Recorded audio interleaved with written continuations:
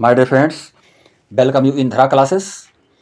This video is very important for BA fourth semester BA second year English के हमारे मित्रों के लिए बहुत ही इंपॉर्टेंट वीडियो होने वाला है। प्यारे मित्रों, आज मैं आपको यूनिट 3 का सेकंड चैप्टर जो आपका है फिक्शन के अंतर्गत, जिसको कि आप पिंजर नाम से जानते हैं मित्रों, पिंजर द स्केलेटन, जिसको लिखा है अमृता प्रीतम जी ने, इसकी हम हिंदी समरी बताने वाले हैं। बहुत ही सरल शब्दों में प्रत्येक वर्ड की मीनिंग को एक्सप्लेन करते हुए, सेंटेंसों का ग्रामेटिकल पॉइंट ऑफ व्यू समझाते हुए हम आगे बढ़ेंगे, जिससे आपको सारी चीज़ें जानकारी में होती चली जाएंगी और पूरी तरह से आप समरी को समझ पाएंगे और समझने के पश्चात आप क्वेश्चंस के आंसर को भी अच्छी तरह से एक्सप्लेन कर पाएंगे।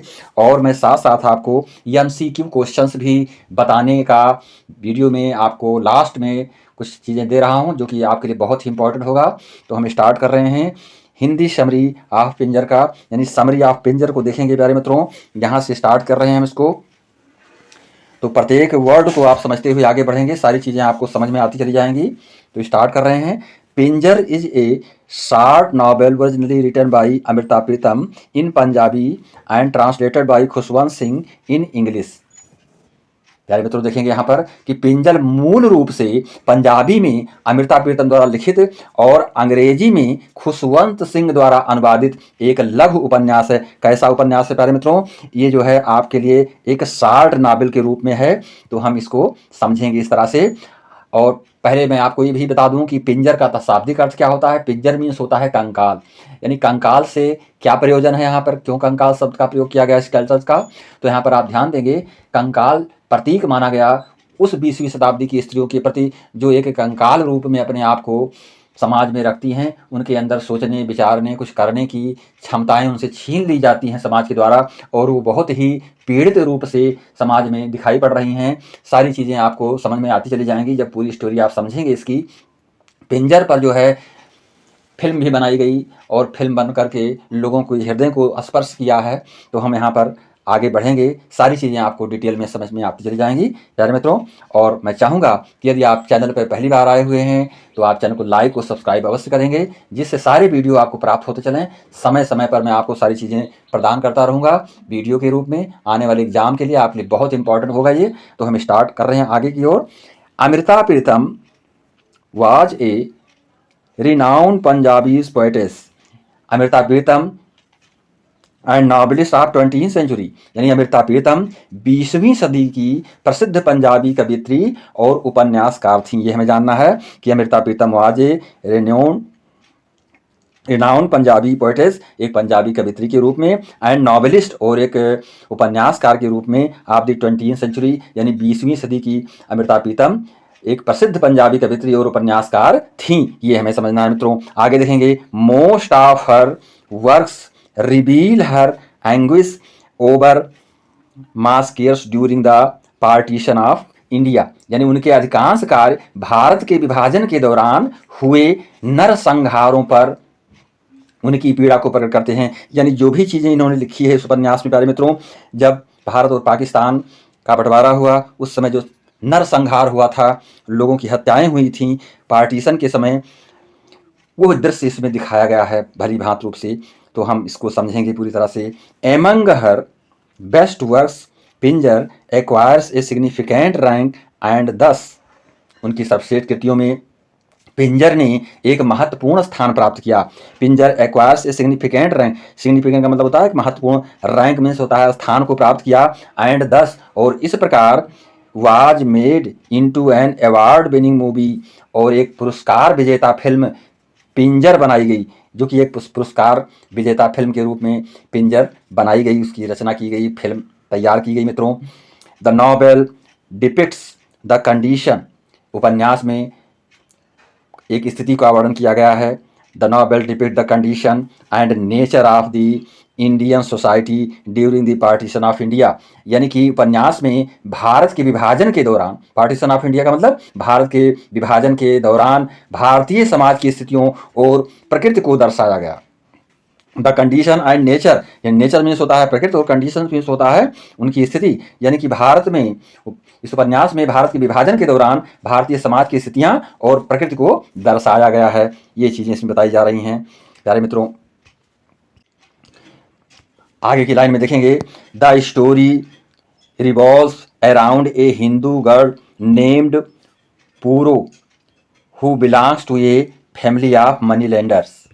कहानी पूरो नाम की एक हिंदू लड़की के इर्द गिर्द घूमती है। ये जो स्टोरी है इसमें, ये स्टोरी जो है एक हिंदू लड़की के इर्द गिर्द घूमने वाली है। यहाँ पर मित्रों द स्टोरी रिवॉल्व्स, रिवॉल्व्स का मतलब होता है इर्द गिर्द घूमना। द स्टोरी रिवॉल्व्स अराउंड, चारों तरफ, एक किसके तरफ घूमती है मित्रों? ए हिंदू गर्ल, यानी एक हिंदू लड़की के इर्द गिर्द घूमती है कहानी पूरी। नेम्ड पूरो, जिसका नाम क्या है? पूरो। पूरो नाम से वो जानी जाती है लड़की। Who belongs to a family of money lender, जो साहूकारों के परिवार से है। मनी लेंडर्स का मतलब होता है साहूकार के family, family of money lenders, जो साहूकारों के परिवार से है। Through her character the author depicts how the women of the 20th century were bound to escape their condition। इस चरित्र के माध्यम से लेखक ने दर्शाया है, अर्थात लेखिका बताना चाहती है, क्या बताना चाहती है कि किस प्रकार 20वीं शताब्दी की महिलाएं अपनी शर्तों को, अपनी नियत बताकर स्वीकार करने के लिए बाध्य हो जाया करती थीं। यह चीज़ें इसमें दोहराई गई हैं, बताई गई हैं कि 20वीं सदी की जो स्त्रियां थीं वह अपनी स्थिति को के लिए वो स्वयं जो है निभाने के लिए जिम्मेदार हुआ करती थीं। ये दर्शाया गया है इसमें कि महिलाएं अपनी शर्तों को, अपनी नियत बता करके, नियत को स्वीकार करती हुई और उसको स्वीकार करने के लिए वो बाध्य हो जाया करती थीं। ये चीज़ें यहाँ पर बताई गई हैं। Calling it as their fate, जिसको कि अपनी वो नियत या भाग्य को बता करके उसको झेलना स्वीकार कर लेती थीं।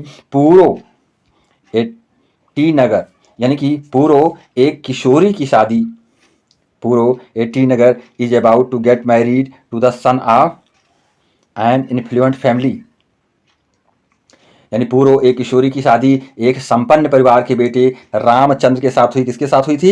एफ्लुएंट फैमिली, रामचंद्र, यानी कि एक संपन्न परिवार के बेटे रामचंद्र से होने वाली है। यहाँ से स्टार्ट हो रही कहानी मित्रों, ध्यान देंगे। Puro a teenager is about to get married to the son of an influent family. Ramchandra, यानी कि पूरो एक किशोरी की शादी एक संपन्न परिवार के बेटे रामचंद्र से होने वाली है। बट हर ड्रीम्स, परंतु उसके जो सपने हैं, एंड हैप्पीनेस आर सेटर्ड, और जो उसकी खुशियां हैं वो बिखर जाती हैं। सेटर्ड का मतलब होता है मित्रों बिखर जाना, लेकिन उसके जो सपन और जो उसकी खुशियां हैं वो क्या होती हैं? बिखर जाती हैं। क्योंकि down as settled down as she is abducted by Rashida, क्योंकि रसीदा जो कि शेखों के परिवार से बिलोंग करता था मित्रों, द्वारा उसका अपहरण कर लिया जाता है। Who belongs to the family of sheikhs, Sheikh family से बिलोंग करता था। थ्रू उसका जो है क्या कर लिया जाता है? अपहरण कर लिया जाता है। अबाउट एबडक्टेड का मतलब होता है अपहरण कर लेना, जिसका कि अपहरण कर लिया जाता है। थ्रो दो, हालांकि यद्यपि Puro manage to flee back to her home, यद्यपि पूरो वापस भागने में सफल हो जाती है।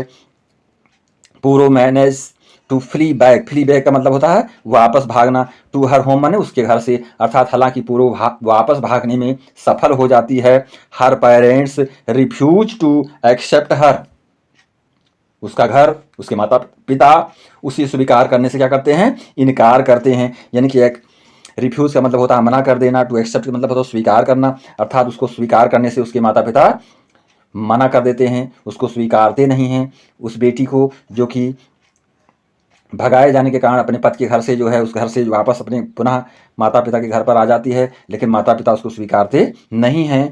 पूरो return back to Rashida and accept the situation calling it, Puro वापस रसीदा के पास लौट आती है और स्थिति को अपनी नियति कहकर स्वीकार करती है। यानी कि सिचुएशन कॉलिंग इट, यानी कि उस स्थिति को जो है वो स्वीकार करती है। क्या कह करके मित्रों? अपन प्यारे मित्रों ध्यान देंगे, आएज हर फेट, यानी कि उसको अपनी नियत के रूप में, अपनी भाग्य को कह करके उसको स्वीकार कर लेती है जब माता पिता उसको पुनः शरण नहीं देते हैं। But she is determined, determine का मतलब होता है निश्चय कर लेना, परंतु लेकिन वो दूसरी तरफ जो है निश्चय कर लेती है to help the other women, दूसरे स्त्रियों की मदद करने की वो निश्चय करती है। एंड दस, और इस प्रकार prevent them from having a share of her fate, और पूरी दृढ़ता के साथ इस तरह उन्हें अपने भाग्य का हिस्सा बनने से रोकती है। जो कुछ उसके साथ जीवन में घटित हो रहा है तो वह दूसरे पर घटित नहीं होना देना चाहती है। वो दूसरे स्त्रियों के लिए, उनके कार्य के लिए एक मददगार के रूप में शामिल होती है मित्रों, और वो उस कार्य में उनको जो है उनको भाग्य के सहारे ना रह करके उनको एक भाग्य का हिस्सा बनने से रोक लेती है कि तुम भी कुछ हो और तुम भी कुछ कर सकती हो, तुम्हारा जीवन केवल भाग्य पे नहीं होना चाहिए। यह शिक्षा पर चीज़ें बताई गई हैं। इस पर जो फिल्म बनाई गई है, इस पर मानव चेतना और मानव के भाग्य को विशेष रूप से न मानते हुए उसके कर्म को विशेष रूप से माना गया है। तो यहाँ पर मित्रों हम इस तरह से इसको समझेंगे, आगे देखेंगे। द नॉवेल डिस्क्राइब, उपन्यास ये बताता है, वर्णन करता है the male dominating nature of the society during that period, यानी उस समय में, उस अवधि में दौरान समाज के पुरुष जो प्रधान लोग थे उनका वर्णन करता है। यानी पुरुष समाज जो है क्या था, पुरुष प्रधान था।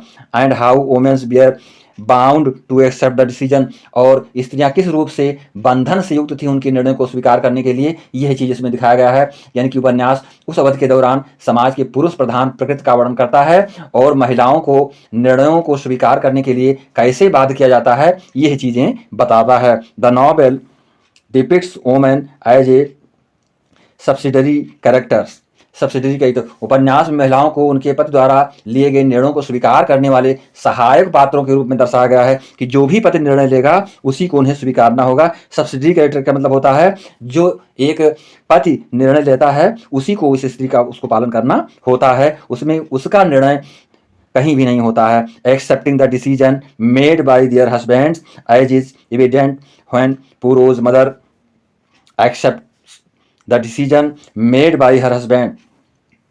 यहाँ पर देखेंगे जैसा कि स्पष्ट है कि जब पूरो की माँ अपने पति द्वारा किए गए निर्णय का को स्वीकार करती है, जब पूरो वापस अपने घर चली जाती है, यानी कि उसकी माँ अपने पति के निर्णय में कोई दखल दे पाने में सक्षम नहीं हो पाती है, वो पुनः जो है उसी को निर्णय को स्वीकार कर लेती है जो पूरो के पिता ने निर्णय लिया था मित्रों। When Puro's flees back to her place, अर्थात पूरो जो है पुनः अपने घर वापस चली जाती है, उसी के घर वापस चली जाती है जहां से वो भागकर आई हुई थी। She laments for her, she laments for her, वो अपनी बेटी के लिए बिलाप करती है। लेमेंट का मतलब होता है पश्चाताप करना, बिलाप करना मित्रों। सी का मतलब यहाँ पर प्रयोग किया गया है पूरो की माँ के बारे में। सी लेमेंट्स फॉर हर, वो अपनी पुत्री के लिए बिलाप करती है, उससे मिलने के लिए बिलाप करती है, डॉटर्स अपनी पुत्री के लिए। But doesn't rebel the decision made by her husband, लेकिन उसके पति के द्वारा किए गए निर्णय का विरोध नहीं करती है। अर्थात जो उसके पति ने निर्णय ले लिया है उस निर्णय पर वो विरोध नहीं करती है। बिलाप तो जरूर करती है अपनी पुत्री के प्रति, लेकिन वो अपने पति के निर्णय पर कोई विरोध नहीं कर पाती है। और ऐसा भी होना चाहिए था कि वो अपने पति के निर्णय पर विरोध करती और पति का निर्णय वहाँ पर असफल हो जाता और पूरी पुनः अपने माता पिता के घर पर रह सकती थी। लेकिन उसकी माँ ने ऐसा करने में अपनी हुज्जत नहीं दिखाई, क्योंकि वो 20वीं सदी की महिला का एक उदाहरण बनना चाहती थी मित्रों। इस पर जो फिल्म दर्शाई गई है, ये फिल्म बड़ी ही मार्मिकता से युक्त है, जिसको कि हम देखते हैं तो तुरंत हमारे दिमाग में आ जाता है कि 20वीं सदी की महिलाओं की ये स्थिति क्या थी और आज की 21वीं सदी की हमारी जो महिलाएं हैं उनकी स्थिति क्या है। तो ये सारी चीज़ें हमको समझ में आती चली जाती हैं। इट कैन बी सीन, यह देखा जा सकता है, फ्रॉम द नॉवेल, उपन्यास में ये चीज़ें देखी जा सकती हैं, that education at that time did not have any significant role specially in the lifes of the women, कि स्त्रियों के जीवन में उस समय जो है शिक्षा का कोई विशेष महत्वपूर्ण भूमिका नहीं थी। अर्थात शिक्षा जो है उस समय विशेष भूमिका को निभाने में असफल रही थी। उस समय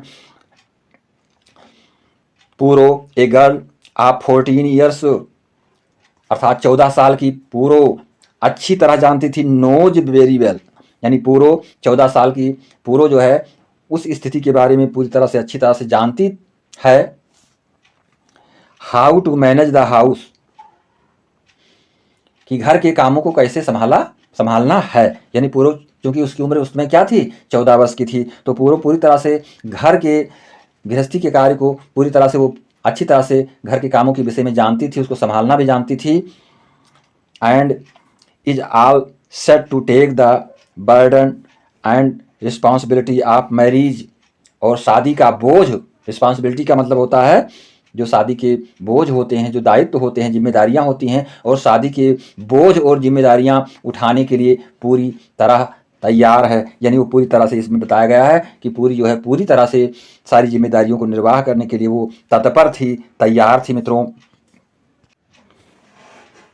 मित्रों ध्यान देंगे, क्वाइट रिमार्केबली यानी कि उल्लेखनीय है, the marriage too is depicted as a source of transaction,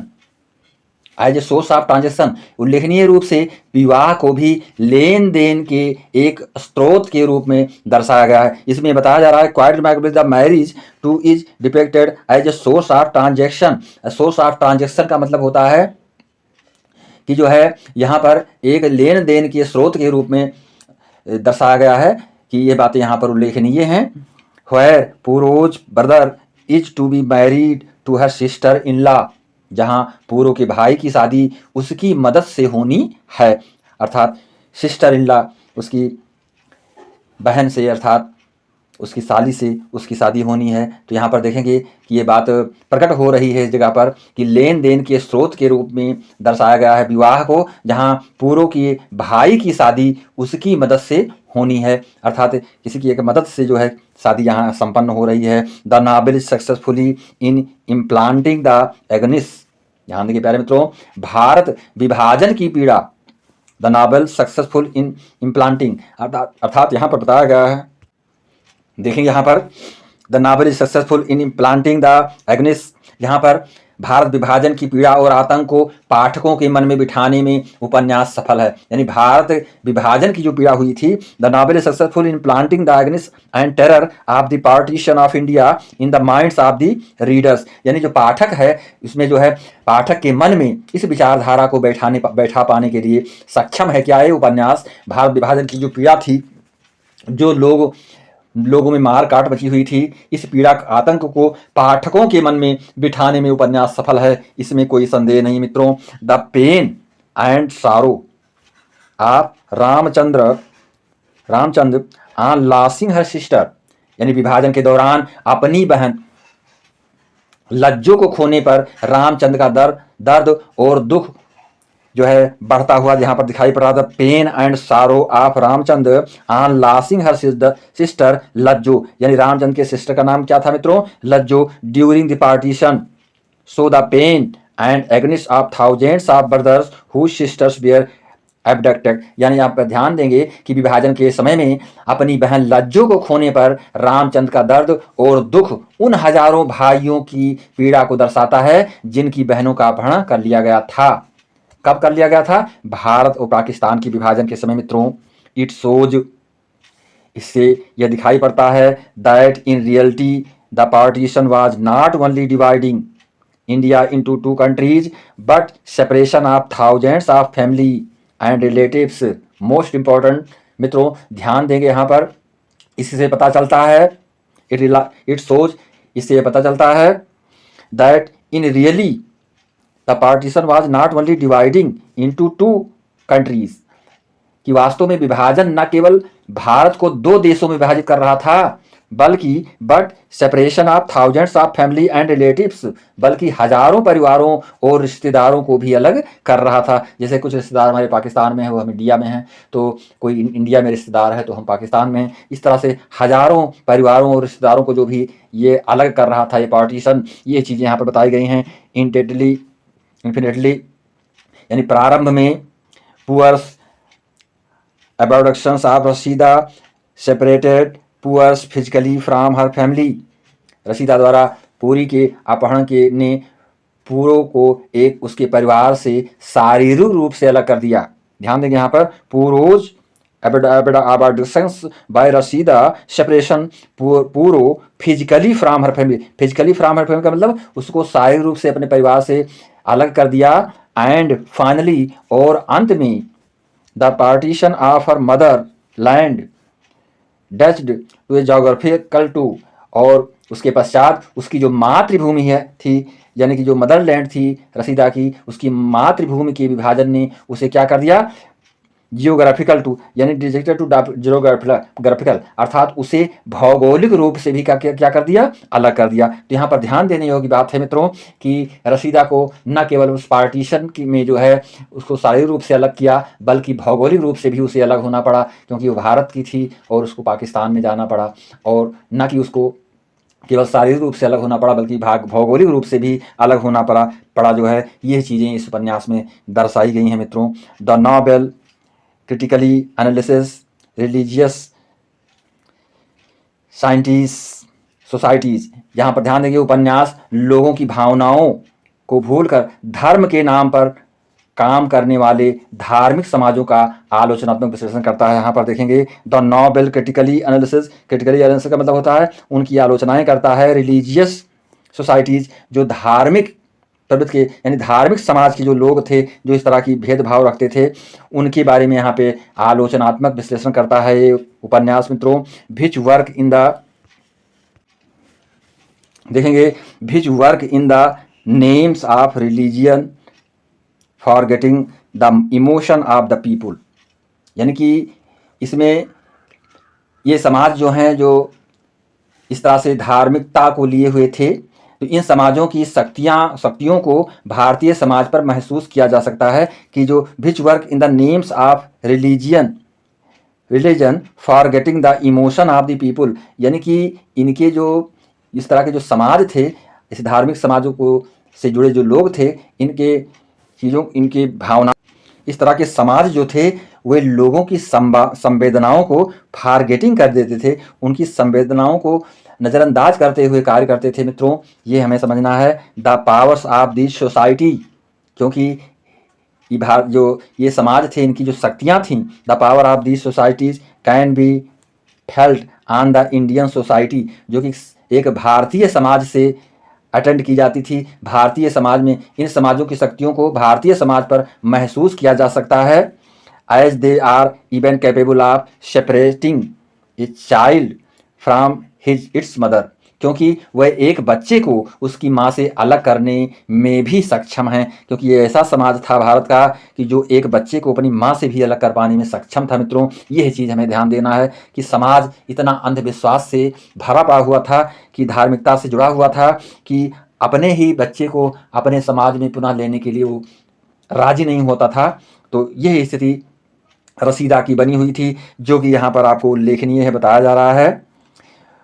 पूरो nurses the child of the insane women just like her own child, Puro पागल औरत के बच्चे को अपने बच्चे की तरह ही पालती है। ध्यान देंगे यहाँ पर पूरो नर्सिसेस का मतलब होता है पालन पोषण करना मित्रों। Puro nurses the child of the insane का मतलब होता है पागल व्यक्ति के बच्चे को, पागल औरत के बच्चे को। तो पूरो पागल औरत के बच्चे को अपने बच्चे की तरह ही पालती है। Women just like her own child, यानी अपने ही बच्चे की तरह उसको पालती है। But the Hindu religion committee takes away her child, परंतु हिंदू धार्मिक समिति यह तर्क देकर उसके बच्चे को ले जाती है, यानी उसको उससे अलग कर देती है कि उसकी माँ हिंदू है। आगे देखेंगे अबे her child by making the argument, इस तर्क के साथ उससे अलग कर देती है that his mother was a Hindu, क्योंकि उसकी माँ क्या है, वो हिंदू थी, इसलिए उस बच्चे को उससे अलग कर देती है। यानी किसी प्रकार की संवेदना,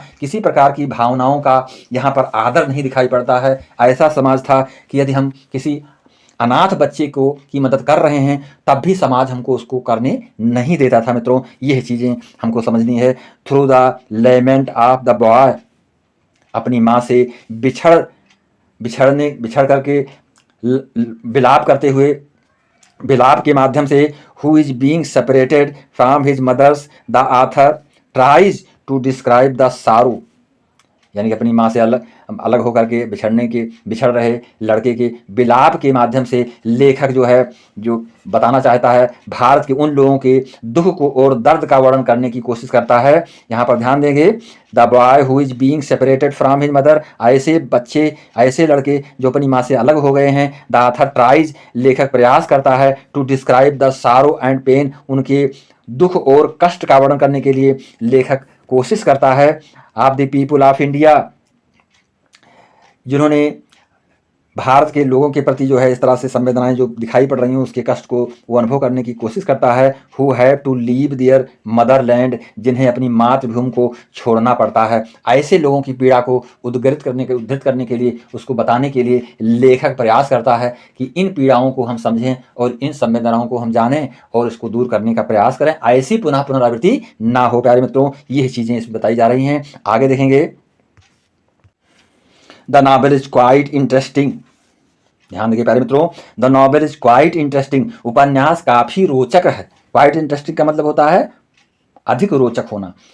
तो the novel is quite interesting, उपन्यास काफी रोचक है, अधिक रोचक है।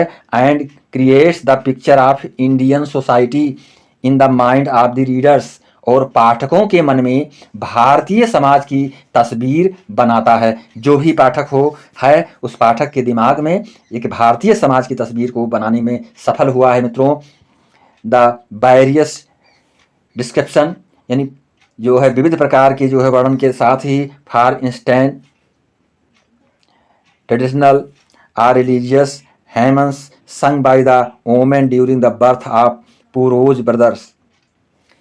The various arrangement made for Puro's marriage, gilling and teasings of Puro's friends, the mother's sorrow of losing her daughters. तो इसमें हम देख रहे हैं कि इस उपन्यास में जो है काफ़ी रोचकता दिखाई पड़ती है और पाठकों के मन में भारतीय समाज की तस्वीर ये बनाता हुआ दिखाई पड़ता है। तो यहाँ से हम देखेंगे द वेरियस डिस्क्रिप्शन, यानी पूरो के भाई के जन्म के समय में महिलाओं द्वारा जो है तत्कालिक रूप से किए जाने वाले विविध प्रकार के जो कार्य किए जा रहे थे। डिस्क्रिप्शन फॉर इंस्टेंट ट्रेडिशनल, गए जाने वाले तात्कालिक परंपराओं को से जुड़े हुए जो कार्य किए जा रहे थे, वहाँ पर एक धार्मिकता दिखाई पड़ती थी। ट्रेडिशनल रिलीजियस हेमन्स, एक धार्मिकता से जुड़ी हुई भावनाएं वहाँ पर प्रकट हो रही थी। संग बाय द वुमेन, जो स्त्रियों के द्वारा भजन गाए जा रहे थे, वहाँ पर जो गाने गाए जा रहे थे। Women during the birth of Puro's brother, यानी कि पूरो के भाई के जन्म के अवसर पर। मित्रों, the various arrangement made for Puro's marriage, Puro के विवाह के लिए की गई विभिन्न व्यवस्थाओं को यहाँ पर बताया जा रहा है। गिगलिंग एंड टीजिंग्स ऑफ पूरोज फ्रेंड्स, यहाँ पूरों के दोस्तों का हंसना। गिगलिंग एंड टीजिंग, यानी पूरों के दोस्तों का हंसना और चिढ़ाना। गिगलिंग का मतलब हंसना और टीजिंग का मतलब चिढ़ाना, यानी पूरों के दोस्तों का हंसना और चिढ़ाना। Puro's friend the mother sorrows of losing her daughters, अपनी बेटी को खोने का माँ का दुख दिखाता है सारी चीज़ें। सो एंड क्रिएट्स, और the sense of typical Indian society in the mind of the readers, और पाठक के मस्तिष्क में ये भाव को पैदा करने का प्रयास करता है कि पाठकों के मन में ठेठ भारतीय समाज के बारे में, कि भारतीय समाज क्या था, केवल एक ही पक्ष को देखता था। इन चीज़ों को बता पाने में सक्षम हुआ है उपन्यास। प्यारे मित्रों, ये चीज़ें हमें समझना है। आगे देखेंगे।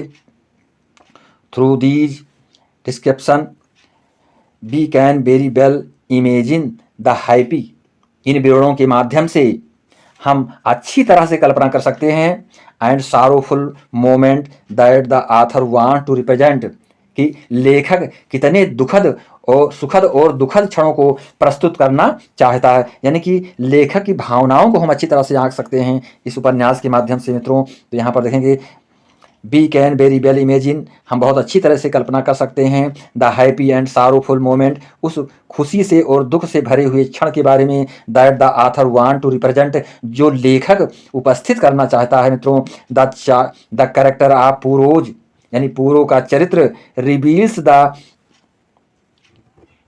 Earrings and tolerant nature of Indian women, यानी कि पूरो का चरित्र भारतीय महिलाओं की देखभाल और सहिष्णु प्रकृति को प्रकट करता है। यही चीज़ें हमें समझना है। The character of Puro's reveals the caring and tolerant nature of Indian women, यानी पूरो का चरित्र भारतीय महिलाओं की देखभाल और सहिष्णु प्रकृति को प्रकट करता है। यानी पूरो जो है अन्य स्त्रियों की मदद करने में सक्षम रही है और करना चाहती है, समाज की सेवा करना चाहती है। इस तरह से भाग्य विडंबना को वो जो है अपने जीवन में या किसी और के जीवन में आने नहीं देना चाहती है। यह चीज़ें इसमें बताई गई हैं। आगे देखेंगे। She doesn't fight physically after being abducted by Rashida. Rashida द्वारा अपहरण किए जाने के बाद शी डजंट फाइट फिजिकली, यानी रसीदा के द्वारा जो है अपहरण किए जाने के पश्चात वो शारीरिक रूप से नहीं लड़ती है, लेकिन after being abducted by Rashida's but able to distinguish her sorrow and anger bye, परंतु जो है लेकिन हाँ देखेंगे मित्रों, रसीदा द्वारा अपहरण किए जाने के बाद वो शारीरिक रूप से नहीं लड़ती है, परंतु Lajjo helping Lajjo and other girl, परंतु लज्जो और अन्य लड़कियों की मदद करके अपने दुख और गुस्से को शांत करने में सक्षम हो पाती है। ये चीजें बताई गई हैं। हर मदरली एटीट्यूड, उसकी ममतामयी व्यवहार, मदरली एटीट्यूड का मतलब होता है उसकी जो है ममतामयी जो व्यवहार है, हर मदरली एटीट्यूड, पैसेंस और उसके जो धैर्य हैं, टॉलरेंस उसकी सहिष्णुता, एंड मोस्ट इम्पॉर्टेंटली करेजियस, और सबसे महत्वपूर्ण साहसी, and forgiving attitude bring a sense of respect for her in the mind of the readers, और क्षमाशील रवैया पाठकों के मन में उनके प्रति सम्मान की भावना लाता है। तो हम इसको इस तरह से समझेंगे कि उसकी जो ममता में व्यवहार था, धैर्य, सहिष्णुता, और उसकी उससे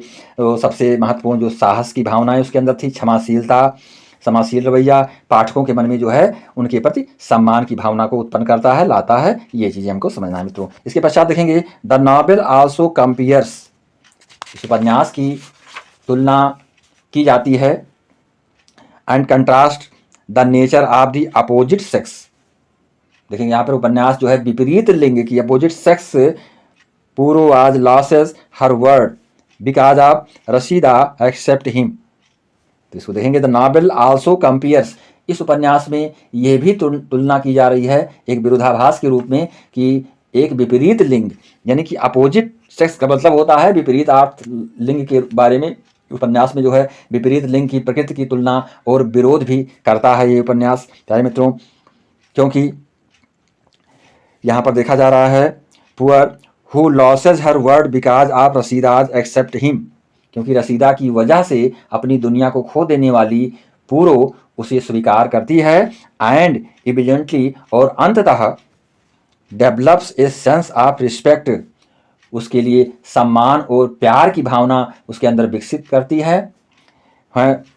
loves for him where is, जबकि रसीदास अंकल, रसीदा के चाचा, and he himself doesn't forget the injustice brought to her aunt by Puro's, जबकि रसीदा के चाचा और वह खुद पूरो के चाचा द्वारा उसकी चाची के साथ किए गए अन्याय को उम्र के बाद भी नहीं भूलते हैं। जो भी अन्याय उनके साथ हुआ था उसको उम्र के पश्चात भी उसको नहीं भूल पाते हैं।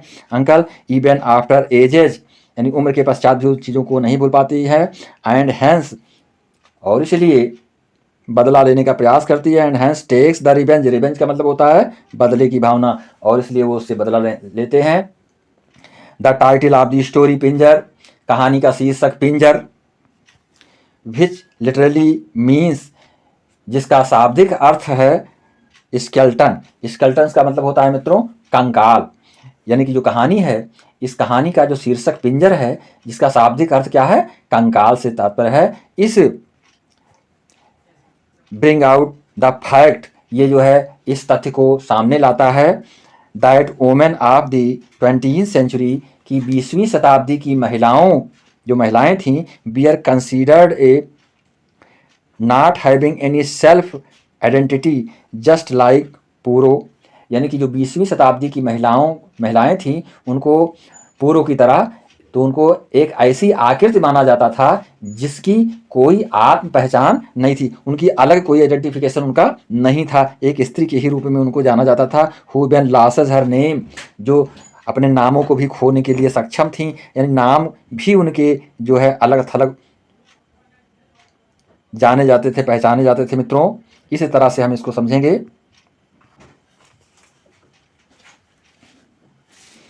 हाँ तो देखेंगे Puro who even loses her name after being marriage to Rashida and hence is transform to Hamida, यानी कि रसीदा जो थी वो रसीदा ने अपने नाम को भी, अपनी पहचान को भी नहीं सजो पाई थी। यानी रसीदा से शादी करने के पश्चात अपना नाम जो है भी वो खो देती है और इसलिए उसका नाम बदल जाता है और किस रूप में जानी जाती है, ट्रांसफर टू हमीदा, और वो हमीदा के रूप में जानी जाने लगती है। मित्रों यह चीज़ें यहाँ पर बताई जा रही हैं कि रसीदा को किस नाम से जाना जाने लगा, हमीदा के नाम से। तो यहाँ पर देखेंगे कि स्त्रियों को ये भी अधिकार नहीं होते थे कि वो अपने नाम को भी अपने साथ रख पावें। The author has incorporated all the human emotions in the novel. लेखक ने उपन्यास में मानवीय भावनाओं का समावेश किया है यहाँ पर, यानी ह्यूमन इमोशन को यहाँ पर बताने का प्रयास किया है। Puro gently there is the atmosphere of happiness and joy as two happy moment come into the life of Puro's. यानी कि पूरो और उसके परिवार के जीवन में दो खुशी के पल आते ही शुरू में खुशी और आनंद का माहौल होता है। पहला उसके भाई का जन्म, इसमें जो दिखाया गया first the birth of her brothers, यानी पहला जो उसके भाई का जन्म होता है, पहली खुशी की बात हो जाती है। इसके पश्चात जो है देखेंगे यहाँ पर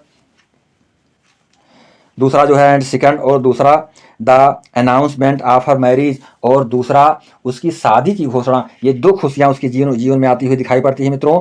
तो हम समझेंगे इसमें कि दो पॉइंट्स उसके जीवन के ऐसे हैं जो खुशी के क्षण को उत्पन्न कराते हैं।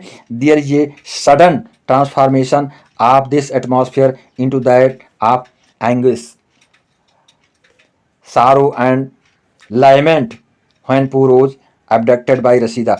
यहाँ पर ध्यान देंगे, रसीदा द्वारा पूरो का अपहरण किए जाने पर इस माहौल में अचानक पीड़ा उत्पन्न हो जाती है। यानी माहौल अचानक जो है दुख के रूप में आ जाता है, पीड़ा कष्ट के रूप में आ जाता है, विलाप का परिवर्तन हो जाता है, विलाप के रूप में हो जाता है। जो खुशियाँ थी, जो हंसी थी, वो रोने के रूप में हो जाती हैं। यही चीज़ें हमें समझना है मित्रों। इसके पश्चात देखेंगे the story further continues carrying the transformation of various emotion.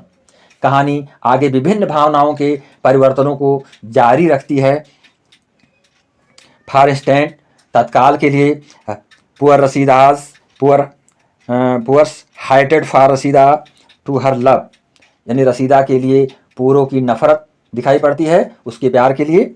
Revenge to Rashida's to repent and sorrows of Puro's, और रसीदा का बदला उसके पश्चाताप और पूरो के दुख को संतोष में बदल देती है। तो ये चीज़ें यहाँ पर बताई जा रही हैं कि रसीदा के जीवन के बारे में जो उतार चढ़ाव दिखाई पड़े हैं। The story further continue to carrying the transformation of various emotion, विविध प्रकार के भावनाएं जो है परिवर्तन के रूप में दिखाई पड़ती हैं रसीदा के जीवन में। फर्स्ट एंड पुअर्स हाइटेड of Rashida's to her love, यानी कि जो रसीदा के प्रेम के विषय में घृणा की चीज़ें बताई जा रही हैं, एक घृणास्पद चीज़ें दिखाई पड़ रही हैं। Revenge to Rashida's to his repent and sorrow of Puro's to contentment, और पूरो के दुख को संतोष में बदल देती हैं। Just like fairy tales the authors gives a happy ending to the novel. ध्यान देंगे प्यारे मित्रों, यानी फेरी टेल्स का मतलब होता है परियों की कहानी, यानी परियों की कहानी की तरह। जस्ट लाइक फेरी टेल्स का मतलब परियों की कहानियों की तरह।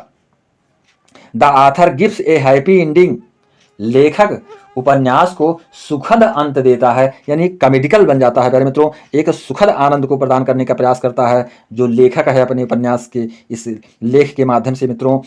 Just like fairy tales the author gives a happy ending, यानी सुखद समाप्ति की ओर ले जाता है टू द नॉवेल, इस उपन्यास को। Which creates the sense of completeness, जो पाठकों के मन में पूर्णता को भर देता है, and contentment in the mind of the readers, और संतोष की भावना पैदा करता है मित्रों। दीज क्वालिटीज, ये गुण जो हैं, make the novel readable and interesting. अतः ये जो विशेषताएं हैं, जो ये गुण हैं, ये उपन्यास को पठनीय बना देते हैं, रोचक बना देते हैं, बनाने में सफल हुए हैं मित्रों, इंटरेस्टेड बना देते हैं। तो ये सारी चीज़ें हमको समझनी है इस पिंजर की समरी के अंतर्गत। जो हम इसको समझ जाएंगे हर तरीके से, तो सारे क्वेश्चंस को हम एक्सप्लेन कर सकते हैं। तो हम चाहेंगे मित्रों इसको लाइक शेयर करके सब्सक्राइब अवश्य करेंगे, तथा अपने मित्रों के बीच में शेयर करना मत भूलेंगे। इसको अवश्य शेयर कर देंगे जिससे सभी स्टूडेंट के पास हमारा ये वीडियो पहुंच पाए। अब हम इसके पश्चात सेकंड पार्ट में इसी में आपको ऑब्जेक्टिव टाइप क्वेश्चन को एक्सप्लेन करने जा रहे हैं, जो कि आपके लिए बहुत ही इंपॉर्टेंट होने वाले हैं। Only 15 objective type questions are very important for your university examination मित्रों। आने वाले एग्जाम के लिए आपके लिए बहुत ही ये इंटरेस्टेड बनने वाला है। प्यारे मित्रों ध्यान देंगे, अब हम इसी पिंजर, जो आपका पिंजर नॉवेल है, जिसके ऊपर जो है आपने इसके बारे में जो समरी को समझा है, अब हम इसी का ऑब्जेक्टिव टाइप क्वेश्चंस आपको दे रहे हैं। These objective type questions are very important for examination मित्रों। तो हम पहला क्वेश्चन देखेंगे यहाँ पर, Amrita Pritam was born in, ध्यान देंगे फर्स्ट क्वेश्चन जो आपका है कि अमृता प्रीतम का जन्म हुआ था, कहाँ पर हुआ था, किस सन में हुआ था, 1918 में, 1919 में,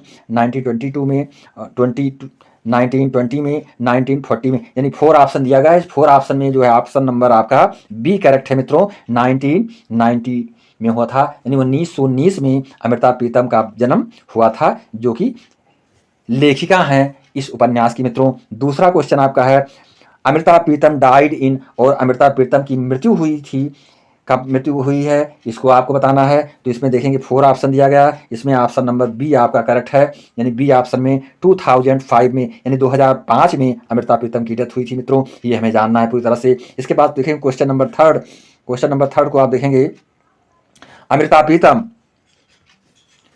is considered the first prominent female in language, यानी अमृता प्रीतम जो है एक पहली जो है जानी जाती हैं फर्स्ट प्रोमिनेंट फीमेल, एक स्त्री चरित्र के रूप में, स्त्री के रूप में जानी जाती हैं लैंग्वेज को लिख पाने में, फीमेल इन लैंग्वेज, यानी इस भाषा में Amrita Pritam is considered the first prominent female in language. तो किस रूप में इन्होंने इसकी रचना की थी, यह आपको बताना है, किस लैंग्वेज में इन्होंने लिखा था इस उपन्यास को मित्रों।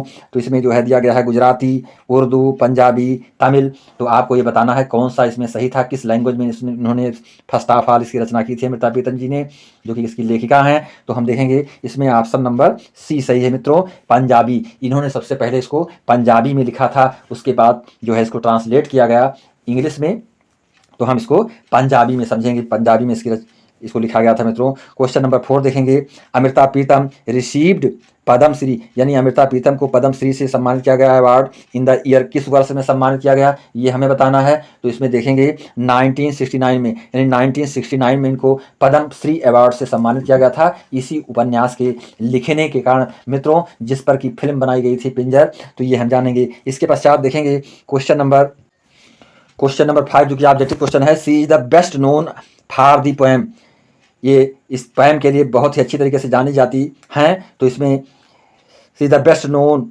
फॉर दी पोएम, यानी कविता के लिए, पोएम के लिए बहुत अच्छी तरीके से जानी जाती हैं। तो इसमें 4 ऑप्शन दिया गया है, कौन सी वो पोएम है, गॉडेज ऑफ पोएट्री, यानी कि कविता की देवी, today invoke, Waris Shah, message, none of these. तो 4 ऑप्शन इसमें दिया गया है। 4 ऑप्शन में आपका ऑप्शन नंबर बी सही है मित्रों, टुडे इनवॉक, वरीज शाह, ये जो है इन्होंने लिखा था इस पोएट्री को। तो इसके विषय में ये जानी जाती है मित्रों। इसके पश्चात क्वेश्चन नंबर 6 देखेंगे, इन द ईयर 1956, यानी 1956 में के वर्ष में, she became the first women to win Sahitya academic award, यानी साहित्य अकादमी पुरस्कार को प्राप्त करने वाली ये पहली महिला थी मित्रों, हर ग्रेट वर्क, अपने इस महान कार्य के लिए।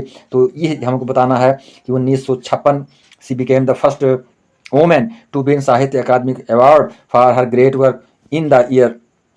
तो इसमें आपको ये समझ बताना है, इसमें क्वेश्चन नंबर 6 में, कि कौन सा ऑप्शन सही है, मैसेज सुनिए है, ये जो है ए ऑप्शन आपका इसमें करेक्ट है मित्रों। ये ऑप्शन के बारे में आपको समझना है इसमें। तो मैसेज सुनिए हाथ, ये क्वेश्चन नंबर 7 देखेंगे, अमृता प्रीतम वर्क्स मोस्टली फोकस्ड ऑन, यानी अमृता प्रीतम के जो कार्य थे वो प्रमुख रूप से फोकस करते हैं, बताते हैं किस तरफ, पार्टीशन की तरफ, डोमेस्टिक की तरफ, सिविलाइजेशन की तरफ, नन ऑफ दीज। तो इसमें देखेंगे क्वेश्चन नंबर 7 में जो ऑप्शन नंबर वो ए है, ये आपका करेक्ट है, यानी पार्टीशन की बात इसमें बताई गई है, पार्टीशन की ओर इशारा करते हैं इनके नॉवेल, इन्होंने जो लिखा है इसमें। तो ये चीज़ें हमको समझना है। अब हम इसके पश्चात देखेंगे क्वेश्चन नंबर 8। क्वेश्चन नंबर 8 में आप देखेंगे द नॉवेल, प्यारे मित्रों ध्यान देंगे, इसमें जो है the novel Pinjar's originally written in, ये आपको बताना है, जो नावल पिंजर है, उपन्यास पिंजर है, ये मुख्य रूप में लिखा गया है ओरिजिनली लैंग्वेज बाई अमृता प्रीतम, अमृता प्रीतम के द्वारा जो लिखा गया है, ये किस भाषा में है। तो इसमें गुजराती, हिंदी, पंजाबी, उर्दू, इसमें 4 लैंग्वेज बताए गए हैं। तो इन 4 लैंग्वेज में आपको ये जानना है कि ये पंजाबी में लिखा गया था। सी ऑप्शन आपका सही है। The novel Pinjar is translated into English language by, यानी नॉबेल पिंजर जो है ये ट्रांसलेट किया गया है, अनुवाद किया गया था किसके द्वारा, तो ये हमको बताना है। विजय तेंदुलकर, खुशवंत सिंह, राजेंद्र सिंह बेदी, मोहन सिंह। तो इसमें 4 राइटर्स के नाम दिए गए हैं, 4 लोगों के नाम दिए गए हैं, जिनमें कि आपको बताना है कि किसने इसको ट्रांसलेट किया था इंग्लिश में। तो प्यारे मित्रों हम जानेंगे इसमें बी ऑप्शन जो आपका है ये सही है, यानी कि इसको जो है खुशवंत सिंह जी ने ट्रांसलेट किया था इंग्लिश में, ये हमें समझना है। इसके बाद क्वेश्चन नंबर 10 देखेंगे। पिंजर मीन्स, पिंजर का मतलब आपको बताना है कि पिंजर का मतलब क्या होता है। तो इसमें cage, cave, skeleton, none of these. तो इसमें 4 ऑप्शन दिए गए हैं मित्रों। केज 12, केब मीन्स गुफा, स्केल्टन मीन्स कंकाल, नन ऑफ दीज इसमें से कोई नहीं। तो इसको आपको बताना है कि इसमें कौन सा ऑप्शन सही है। तो स्केल्टन, यानी कि पिंजर का शाब्दिक जो अर्थ है वो इंग्लिश में स्केल्टन से तात्पर्य होता है। स्केल्टन का मतलब भी होता है कंकाल से मित्रों। तो ये इससे इसको बताता है। तो इसमें सी ऑप्शन आपका सही है। इसके पश्चात देखेंगे क्वेश्चन नंबर 11। क्वेश्चन नंबर 11 में आपसे पूछा जा रहा है Pinjar is originally published in the year, यानी पिंजर जो है किस वर्ष में पब्लिश हुआ, संपादन का कार्य इसमें किस वर्ष हुआ, ये पब्लिश किया गया, लोगों के बीच में कब आया। तो हमको ये बताना है। इसमें क्वेश्चन नंबर 11 में 4 ऑप्शन दिए गए हैं, 1960, 1945, 1950 एंड 1971। तो इसमें 4 ऑप्शन में आपका जो ऑप्शन करेक्ट ऑप्शन है वो ऑप्शन नंबर सी है मित्रों। 1950 में, यानी 1950 में इसको पब्लिश किया गया, संपादन का कार्य इसकी हुआ था मित्रों। The novel Pinjar is translated in, novel Pinjar को ट्रांसलेट किया गया था किस भाषा में, लैंग्वेज बाई डेनिस मैट्रिन। तो डेनिस मैट्रिन के द्वारा जो है किस भाषा में ट्रांसलेट किया गया था ये आपको बताना है। ये भी क्वेश्चन आपके लिए बहुत ही इंपॉर्टेंट है मित्रों। तो इसमें क्वेश्चन नंबर 12 में हम देखेंगे इसको जो ट्रांसलेट किया गया था, यानी कि पंजाबी से इंग्लिश और इंग्लिश उसके पश्चात जो है इसमें फ्रेंच, यानी कि बी ऑप्शन जो आपका है ये करेक्ट है मित्रों। यानी फ्रेंच में इसको ट्रांसलेट किया गया, किसके द्वारा किया गया, डेनिस मैट्रिन के द्वारा। डेनिस मैट्रिन ने इसको जो है फ्रेंच लैंग्वेज में ट्रांसलेट किया था मित्रों। इसके पश्चात देखेंगे question number 13। The novel focused on the central character named, ये नावल जो है हमको फोकस कर रहा है, बताता है सेंट्रल मध्य चरित्र के रूप में जिनका नाम क्या है, जिसको हम जाने। तो इसमें लिखा हुआ है पूरो, सिमरन, अमृता, रसीदा। तो इसमें 4 नेम दिए गए हैं। तो 4 नेम में आप समझेंगे इसमें कि ऑप्शन नंबर ए सही है आपका, यानी पूरो के नाम से जाना जाता है, जो उसकी सेंट्रल कैरेक्टर है, एक मध्य चरित्र के रूप में इसमें आया हुआ है, ये हमें समझना है। इसके पश्चात देखेंगे क्वेश्चन नंबर 14। क्वेश्चन नंबर 14 को हम देखेंगे मित्रों। इसमें पूछा जा रहा है इन दिस नॉवेल पूरो is kidnapped by the man called, यानी पूरो का अपहरण किया गया था किस आदमी के द्वारा, ये हमें बताना है। तो किया गया है किस व्यक्ति के द्वारा, तो इसमें रामचंद्र का नाम आ रहा है, रसीदा, सिमरन, नन ऑफ दीज। तो इसमें जो है जो आपका सही ऑप्शन है वो ऑप्शन ये है रसीदा, यानी कि रसीदा ने जो है उसका अपहरण किया था किसका, पूरो का, ये हमें समझना है मित्रों। अगला क्वेश्चन जो आपका है लास्ट क्वेश्चन, क्वेश्चन नंबर 15 देखेंगे। इसमें हु बिकेम हस्बैंड ऑफ पूरो, यानी पूरो का पति कौन हुआ।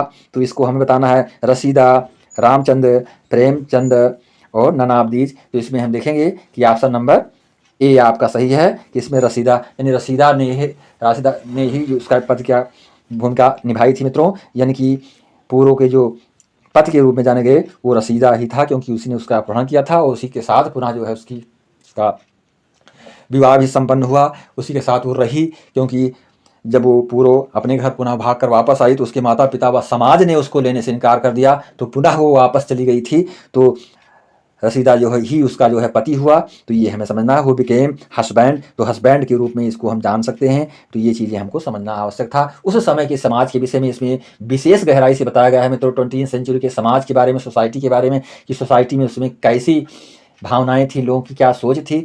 तो ये चीज़ें हमको बहुत ही इंटरेस्टेड बना देती हैं इस उपन्यास को पढ़ने के पश्चात। तो सारे क्वेश्चंस को आप हल कर सकते हैं, long answer type question, short answer type question, और मैं ऑब्जेक्टिव टाइप क्वेश्चंस को, very short answer type question को एक्सप्लेन कर दिया हूं। आपको हिंदी में समरी भी बताने का पूरा प्रयास मेरा रहा। तो अब हम चाहेंगे कि आप चैनल को लाइक और सब्सक्राइब अवश्य करेंगे तथा अपने फ्रेंड्स के बीच में अवश्य शेयर कर दें, जिससे आने वाले एग्जाम में हर स्टूडेंट के लिए ये वीडियो हमारा महत्वपूर्ण बन पावे। और मैं प्रत्येक यूनिट का इंपॉर्टेंट वीडियो मैं आपको उपलब्ध कराता रहूँगा। आपकी परीक्षा तक मेरा प्रयास रहेगा कि मैं पूरी तरह से आपको सेटिस्फाई कर पाऊँ और पूरे अंक को आपको दिला पाऊँ। इसी के साथ नमस्कार, जय हिंद, जय।